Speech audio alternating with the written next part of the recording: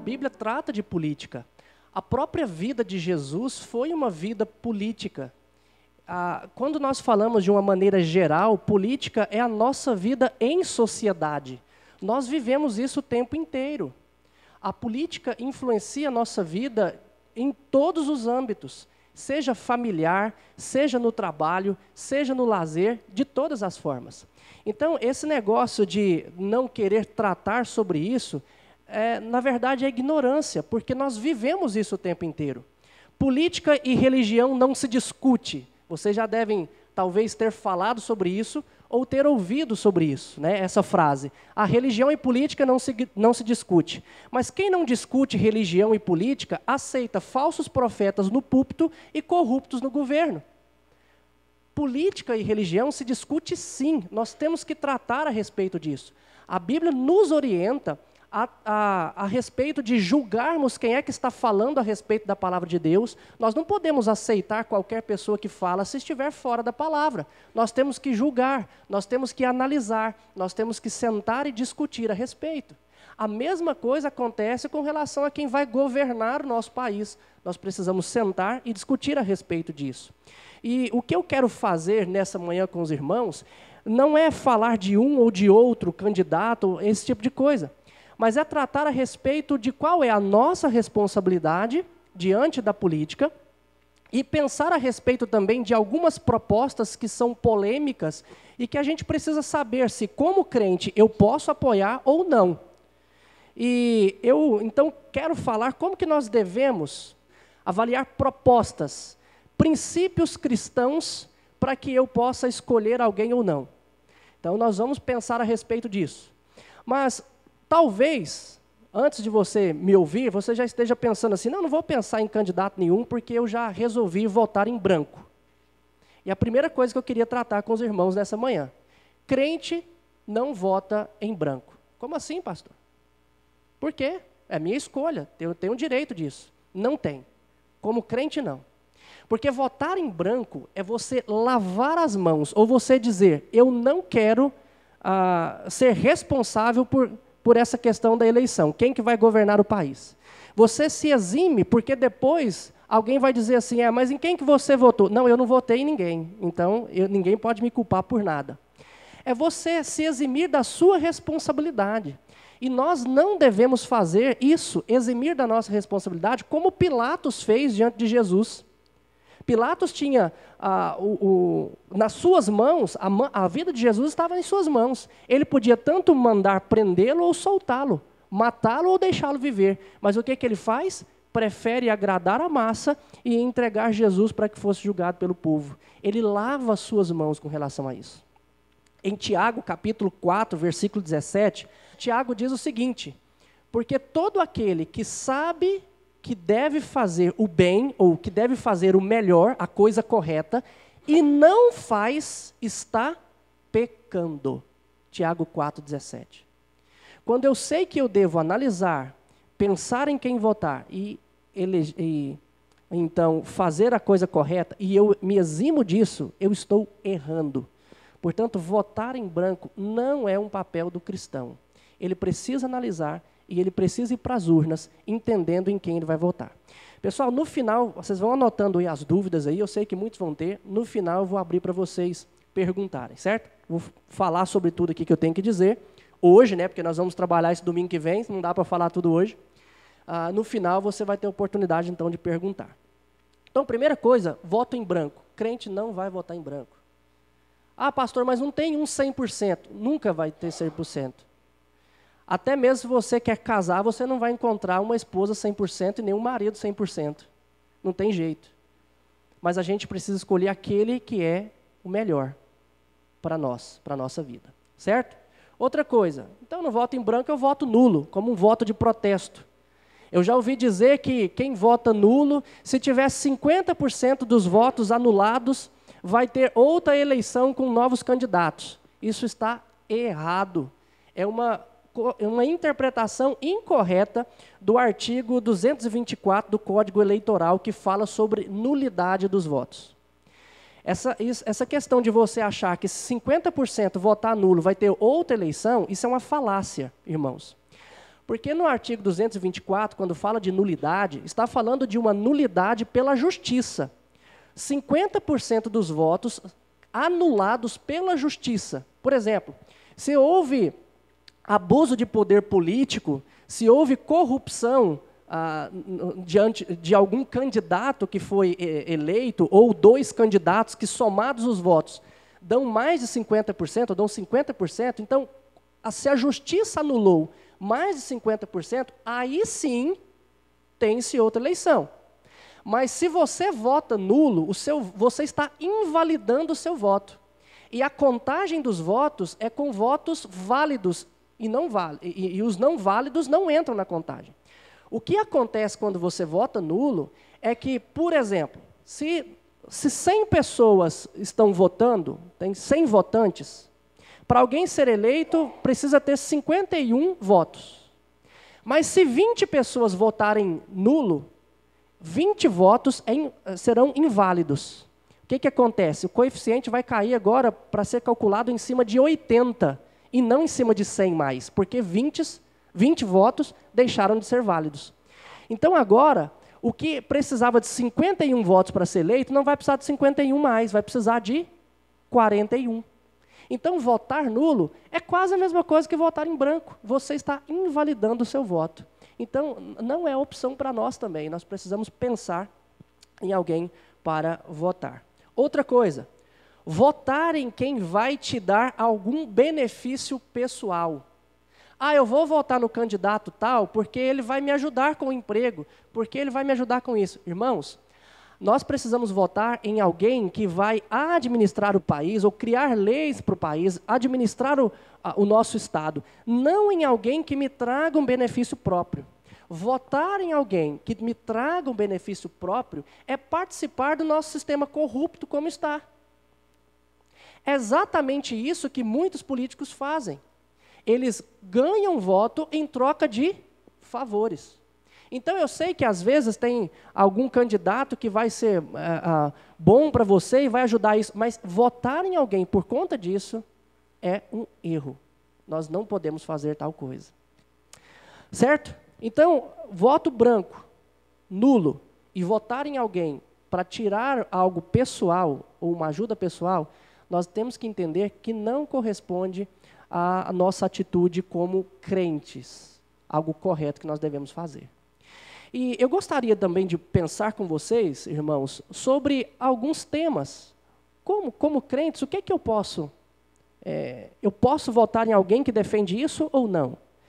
E vou começar hoje, e acho que vou tratar talvez do mais polêmico hoje, então nós vamos gastar praticamente quase todo o tempo aqui falando desse tema que é muito polêmico, mas no domingo que vem eu vou continuar falando dos outros temas. Temas como o aborto, como liberação de drogas, como taxação de igrejas, entre outras coisas, armamento, a questão de pena de morte, poder se autodefender, esse tipo de coisa. São propostas polêmicas que às vezes o crente fica assim sem saber, eu posso votar nisso ou eu não posso votar nisso? E hoje eu gostaria então de começar trabalhando com os irmãos, talvez o que seja mais polêmico, com relação ao armamento, ao uso de armas por alguém civil, por uma pessoa civil. E aí? Como é que a gente vai tratar isso? A Bíblia proíbe? A Bíblia autoriza? A Bíblia não fala nada? Muitos vão dizer que a Bíblia é contra o desarmamento.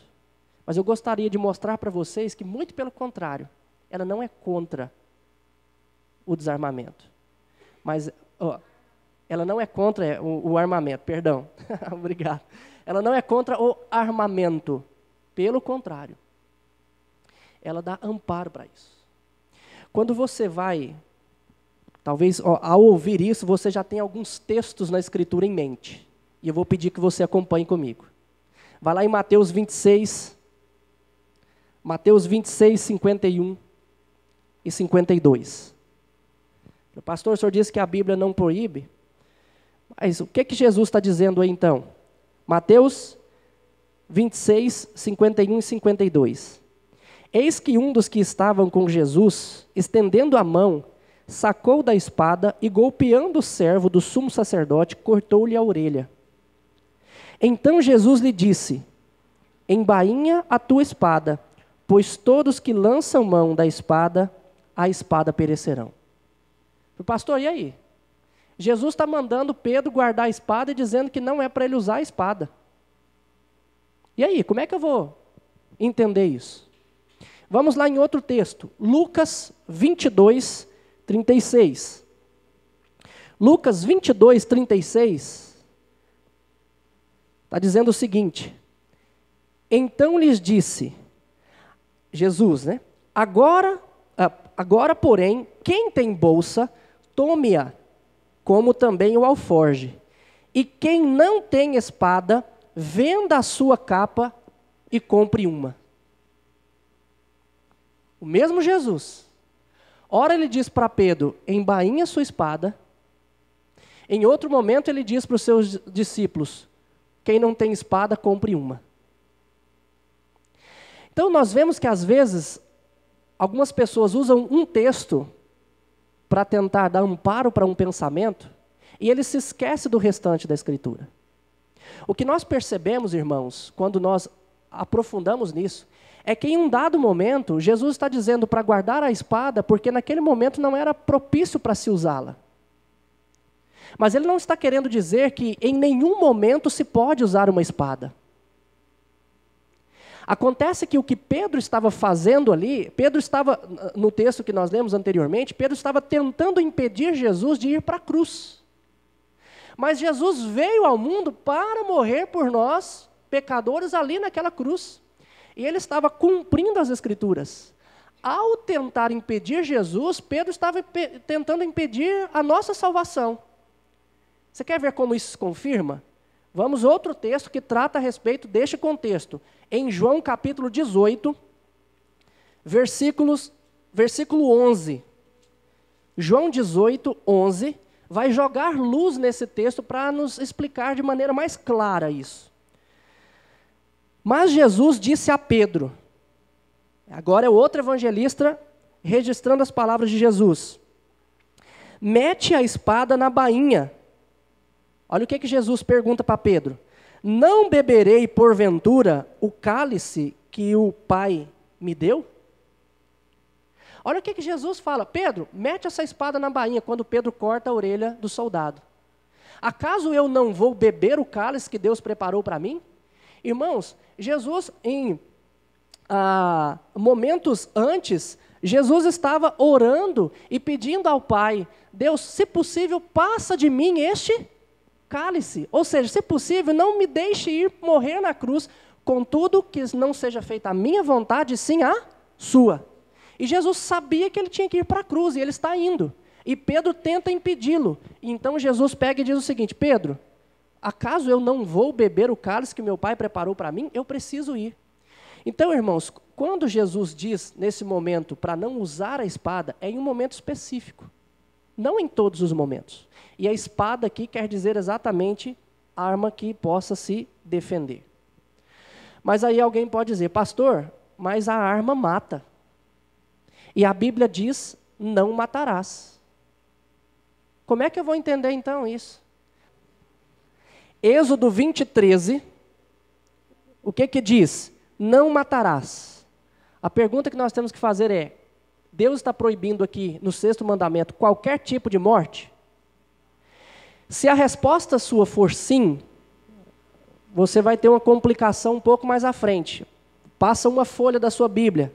Êxodo, Êxodo 21, versículo 12. Olha o que diz. Quem ferir a outro, de modo que este morra, também será morto. Espera aí. Deus acaba de dizer, não matarás, mas um capítulo à frente ele diz para Moisés, quem matar alguém será morto. Se Deus estiver proibindo no 6º mandamento qualquer tipo de morte, então ele está se contradizendo no capítulo 21. E nós sabemos que isso é impossível.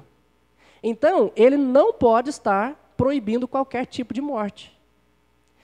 Quando nós estudamos sobre isso e aprofundamos sobre isso, irmãos, nós percebemos que o que está sendo proibido no 6º mandamento não é qualquer tipo de morte, mas sim o assassinato. Alguém que mata por inveja, ou por briga, ou por vingança, ou qualquer tipo do gênero.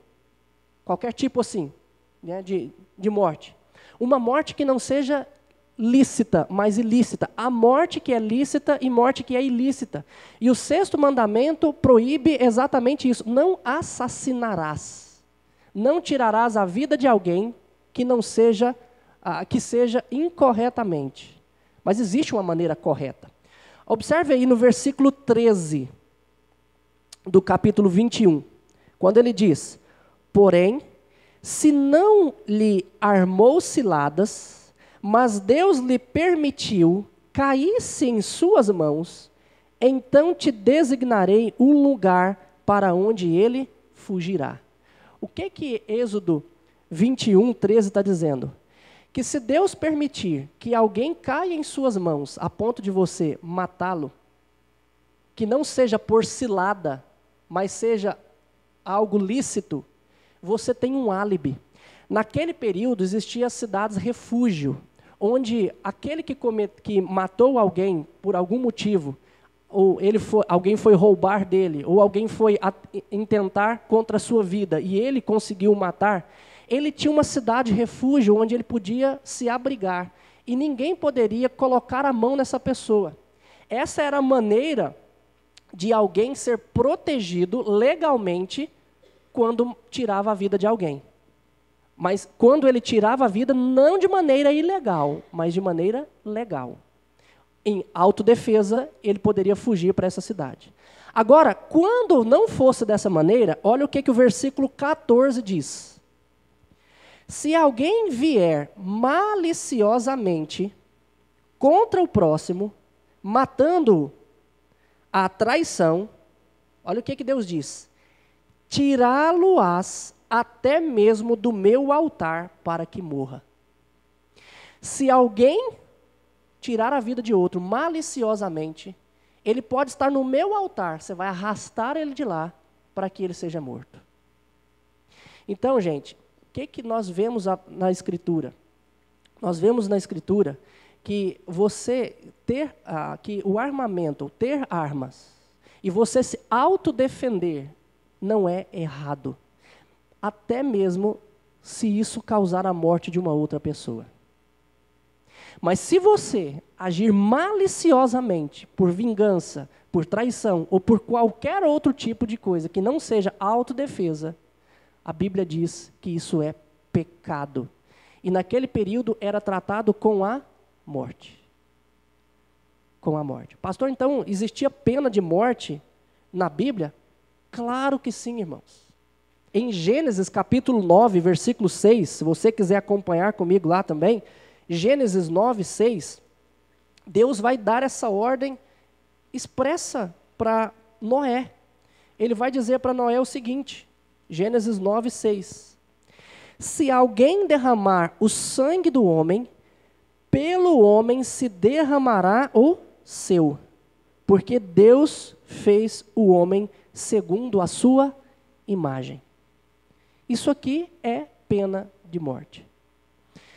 Eu sei que muitos vão estar dizendo, mas pena de morte no Brasil não funciona. Isso é outra coisa. Eu não sei se eu defenderia pena de morte no Brasil, alguma coisa assim. Não sei se eu faria isso. Não tenho uma opinião formada sobre isso. O que nós não podemos dizer é que ter armas para se autodefender ou questão de pena de morte ser contrário às Escrituras. Isso nós não podemos afirmar. Isso nós não podemos afirmar. Agora, defender uma particularidade, dizendo eu não concordo, por mais que é opinião nossa, nós não podemos, não tem problema isso. O que nós não podemos é pegar textos bíblicos e tentar amparar algo que não pode ser amparado pelas Escrituras.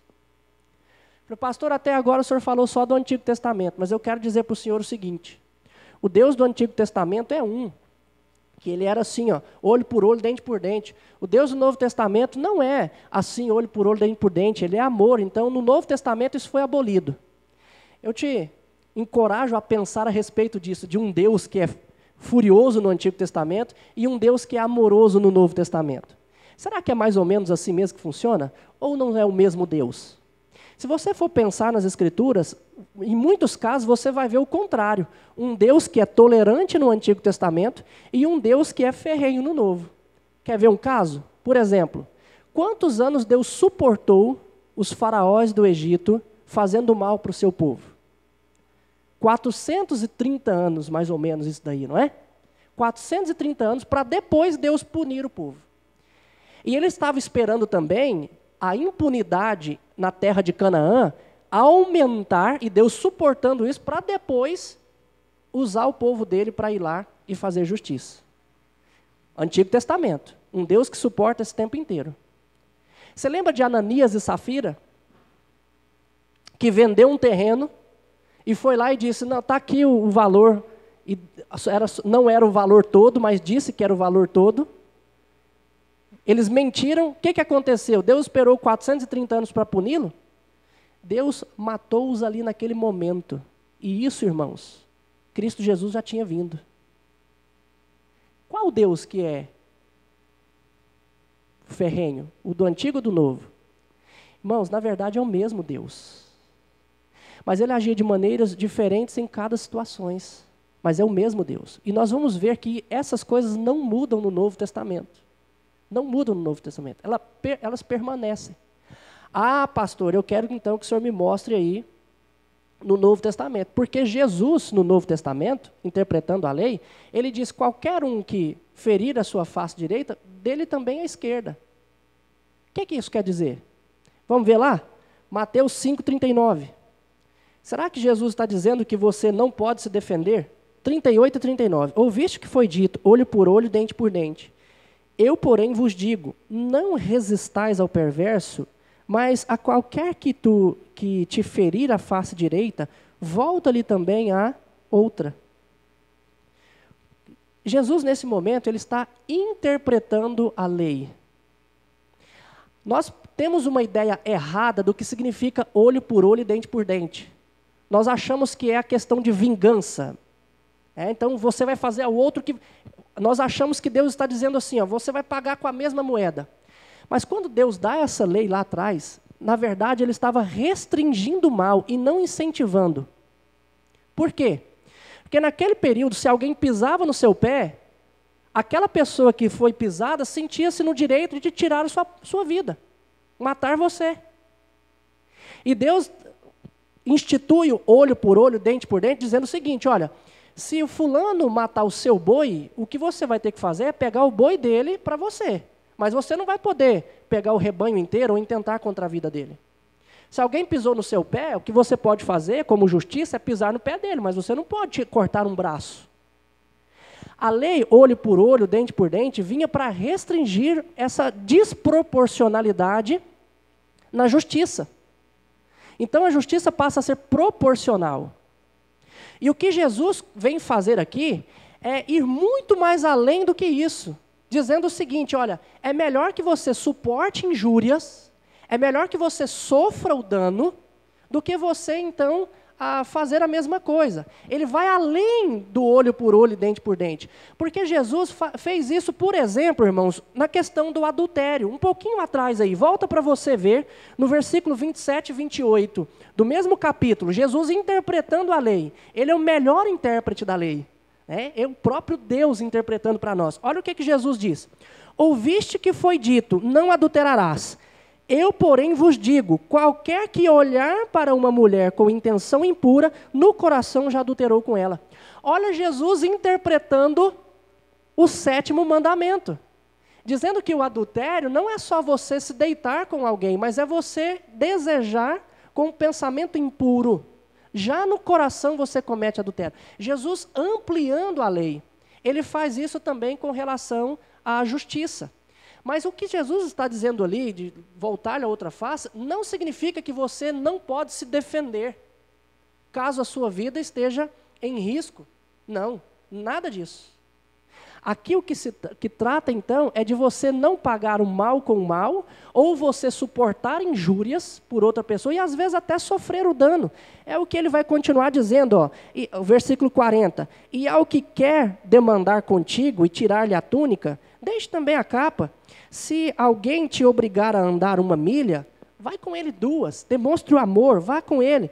Dá a quem te pede e não voltes as costas ao que deseja que lhe empreste. Abra a mão para todos esses. E ele vai falar também do amor ao próximo, que nós devemos amar até mesmo os nossos inimigos. Jesus está ampliando a lei para que a gente sempre faça o bem. Mas o texto não está dizendo de autodefesa. Por isso não contraria o que o Antigo Testamento nos diz. Ah, pastor, mas teve um momento em que uma mulher ia ser apedrejada, como a lei mandava lá atrás, e Jesus não apedrejou, não mandou apedrejar e não a condenou. E ali ele mostra claramente que pena de morte ou punir com isso é errado. Vamos pensar a respeito disso? João capítulo 8, o texto da mulher adúltera, a partir do versículo 1, acompanhe comigo aí. Jesus entrando, foi para o Monte das Oliveiras. De madrugada voltou novamente para o templo, e todo o povo ia ter com ele, e assentados ensinava.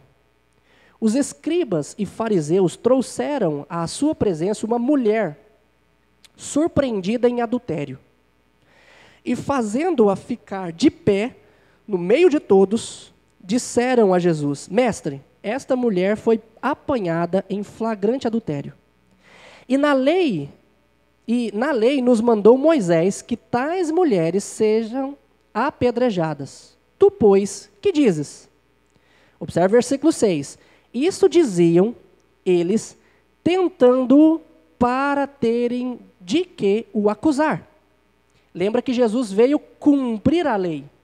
Ele não podia revogar a lei. Ele veio cumprir.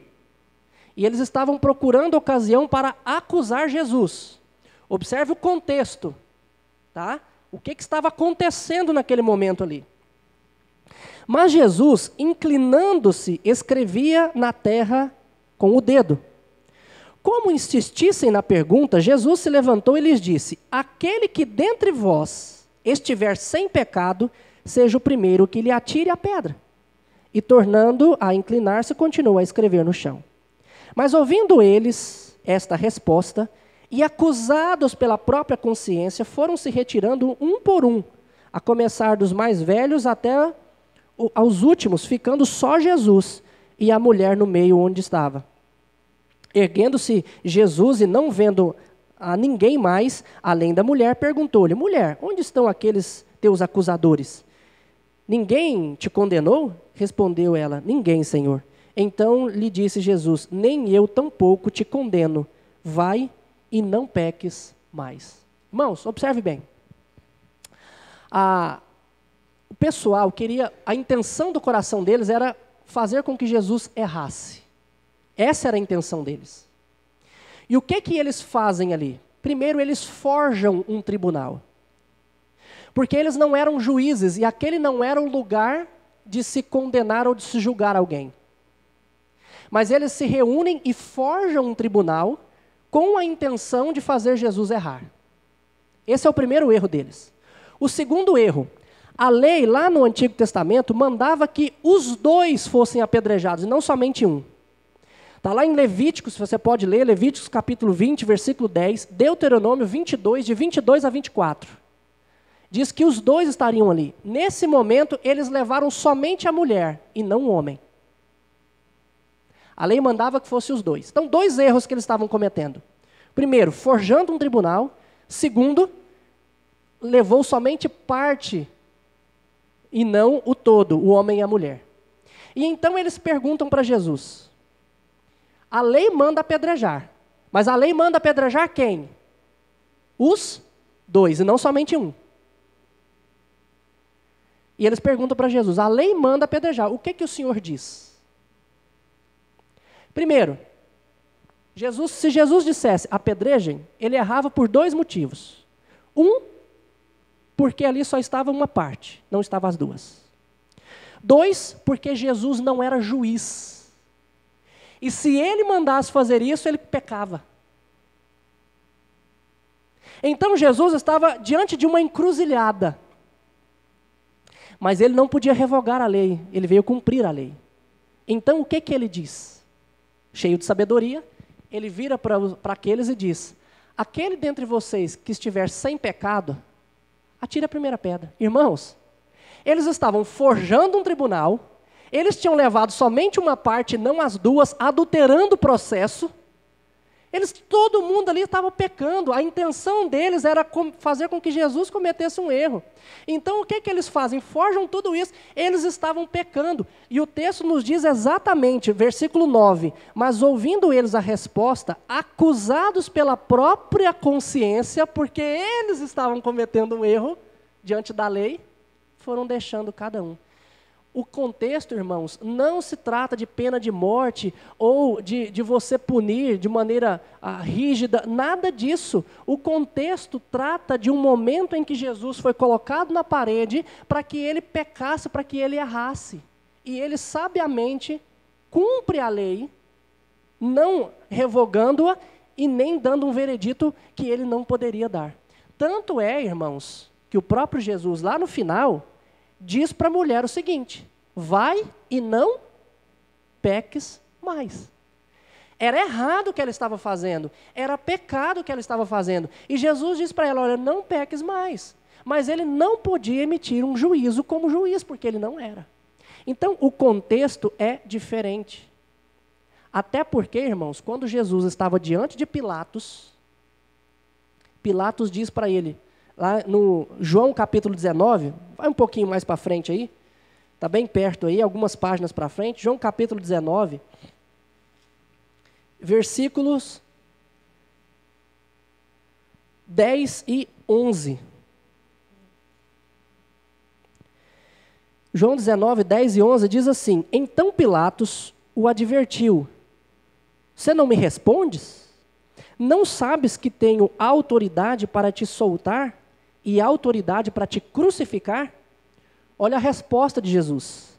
Respondeu-lhe Jesus: nenhuma autoridade você teria sobre mim, se de cima não te fosse dada. Jesus está dizendo assim: Pilatos, eu sei que você tem autoridade para tirar a minha vida, mas entenda que essa autoridade quem te deu foi quem? O meu Pai. Foi Deus. Você tem essa autoridade. Jesus está mostrando que essa autoridade era legal para o Estado. Quer ver um outro texto que fala sobre isso? Romanos, vai um pouquinho à frente. Romanos capítulo 13, versículo 14. Paulo ensinando os cristãos a se portarem diante das autoridades. Romanos capítulo 13, versículo 4, perdão, 14 não, versículo 4. Paulo diz: olha, vocês precisam obedecer às autoridades, porque toda a autoridade foi... versículo 1 ele diz isso: todo homem seja sujeito às autoridades superiores, porque não há autoridade que não proceda de Deus.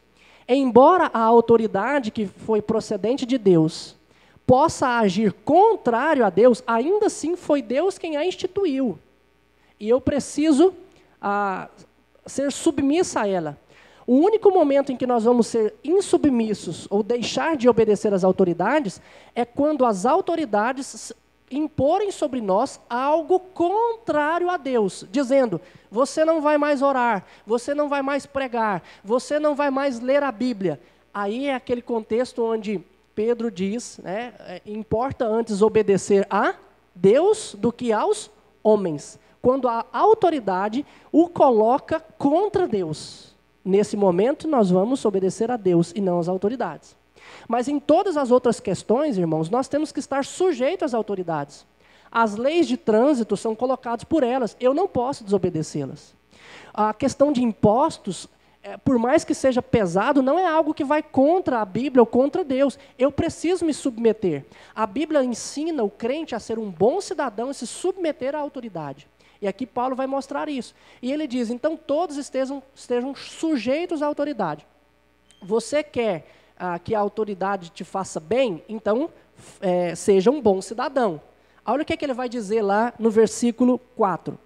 Visto que a autoridade é ministro de Deus para o teu bem. A autoridade deve guardar você. Deus a instituiu para te proteger.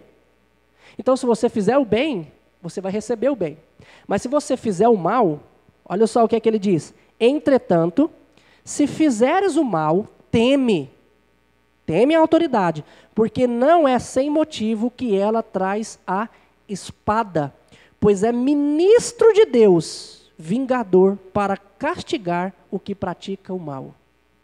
Irmãos, para que a autoridade que é instituída por Deus, e Paulo está dizendo aqui, carregava a espada?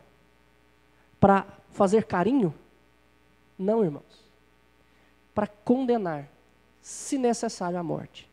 Por que nós estamos dizendo isso? Eu estou enfatizando isso para vocês.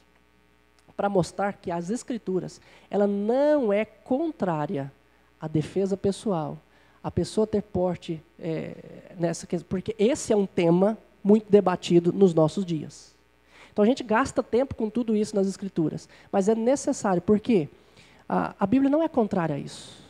A Bíblia não é contrária a você se autodefender, inclusive, na sua defesa, causar a morte de alguém.